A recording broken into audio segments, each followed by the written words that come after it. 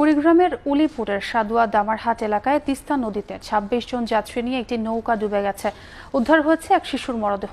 ১৮ জন জীবিত উদ্ধার হলেও এখনও নিখোঁজ ৭ জন। এই মুহূর্তে ঘটনাস্থলে আছেন সহকর্মী বাদশা সৈকত। সরাসরি যাচ্ছি তার কাছে। কুড়িগ্রামের উলিপুর উপজেলার যে বজরা ইউনিয়ন, সেই বজরা ইউনিয়নের পুরাতন বজরা ঘাট, এটি তিস্তা নদীর একটি ঘাট। আসলে এখানে একটি দুর্ঘটনা ঘটে, নৌকাডুবির ঘটনা ঘটে। আসলে এখানে বিয়ের পরবর্তী দাওয়াত খাওয়ার জন্য ফয়জা রহমানের মেয়ের বিয়ের দাওয়াত খাওয়ার জন্য এখানকার কিন্তু প্রায় ২৬ জন একই পরিবারের তাদের আত্মীয় স্বজন সহ তারা কিন্তু এই বজরা ঘাট থেকে তিস্তা নদীর অপর পারে তারা কিন্তু তার সেই মেয়ের বাড়িতে কিন্তু দাওয়াত খেতে যাওয়ার সময় সেই দুর্ঘটনাটি ঘটে। ওই পারের কাছাকাছি জায়গায় কিন্তু যাওয়ার পর নৌকাটি ডুবে যায় এবং সেই নৌকায় সব মিলে প্রায় ২৬ জন যাত্রী ছিল এবং তার মধ্যে